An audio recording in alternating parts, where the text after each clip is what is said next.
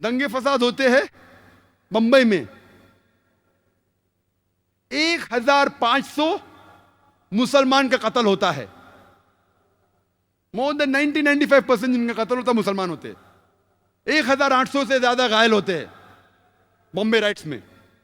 Even partition के वक्त भी बॉम्बे में इतना बड़ा दंगा फसाद है, जिस तरीके से ये दंगे फसाद हुए, और पुलिस चाहती रोक सकती थी, नहीं रोकी। हजारों बेगुनाह लोग की कत्ल हुआ। थोड़ा पहले रिएक्शन था दिसंबर में, उसके बाद जनवरी में, एक हफ्ते बाद जो वापिस था, प्लान था पूरा। It was planned, hand in glove. कौन जिम्मेदार दंगे फसाद का? वही लोग।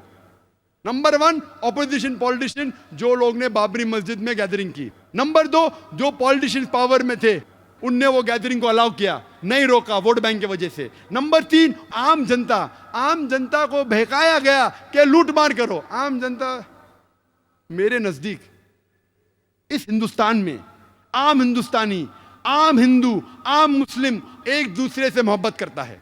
मेरे नजदीक मेरे कई हिंदू दोस्त हैं। आम हिंदुस्तानी, आम हिंदू, मुसलमान एक दूसरे से मोहब्बत करते हैं। ये पॉलिटिशियन लोग चिंगारी लगाते हैं वोट बैंक के लिए, और बेगुनाह लोग को बहकाते हैं और उनके जरिए राइट्स करते हैं।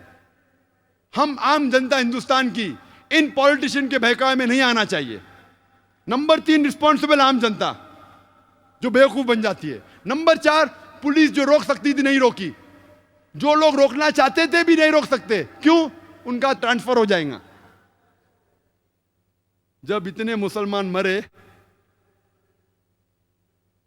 तो गवर्नमेंट सोचने लगी अभी वोट बैंक मुस्लिम की जाएंगी, बड़ी छोटी है, तो क्या की?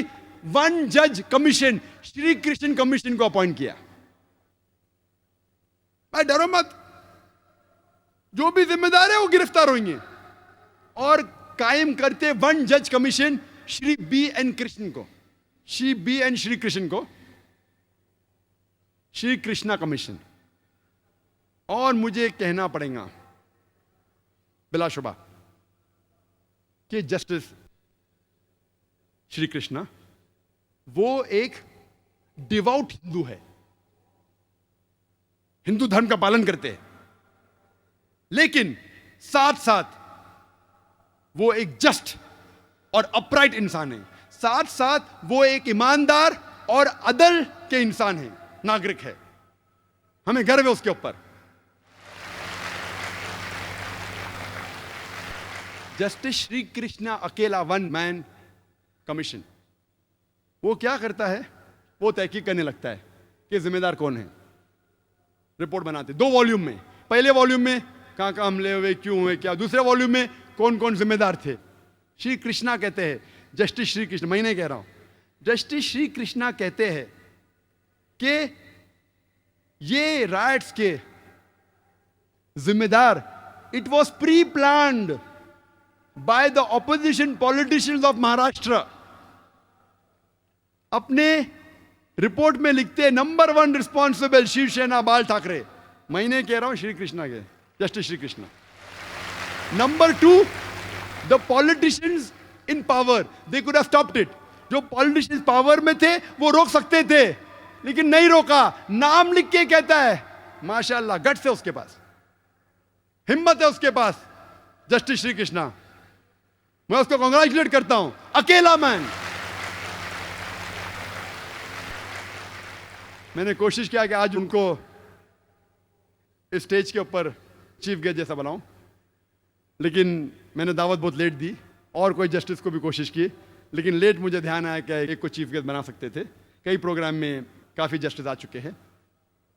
वो लिखता है कि रूलिंग पार्टी, शरद पवार भी रिस्पॉन्सिबल है। मैं नहीं कहता हूं, justice Shri Krishna. Defence minister और चीफ मिनिस्टर सुधाकर राव, वो भी रिस्पॉन्सिबल, नाम लेके लिख रहा है। मानना पड़ेगा उस शख्स को, दाद देता हूं मैं उसकी। अल्हम्दुलिल्लाह सुम्मा अल्हम्दुलिल्लाह, अल्लाह उसकी हिफाजत करे। गट से उसमें वो लिखता है ऑपोजिशन पार्टी पहली रिस्पॉन्सिबल, लोकल महाराष्ट्र गवर्नमेंट की, रूलिंग पार्टी नेक्स्ट रिस्पॉन्सिबल, उसके बाद police force which was hand in glove responsible. नाम ले रहा है पुलिस ऑफिसर का, नाम लेके 26 पुलिस स्टेशन जो बॉम्बे के ज्यूरिडिक्शन में, वो जाके साल भर नोट करते रहा, अकेला शख्स नाम लेके, कमिश्नर, जॉइंट कमिश्नर, नाम भी लिया, त्यागी दैट टाइम, जॉइंट कमिश्नर क्या था उस टाइम, नाम लेके पुलिस ऑफिसर के, रिस्पॉन्सिबल कहता है शुरुआत हुई बाबरी मस्जिद से। एल के अडवाणी का नाम भी अंदर है, एल के अडवाणी, बाबरी मस्जिद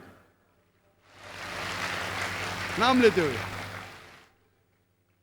मैं तहकीक किया, लेकिन फिर पता चला ये शख्स जस्टिस BN श्री कृष्णा, हिम्मत है उसमें नाम लेते हुए।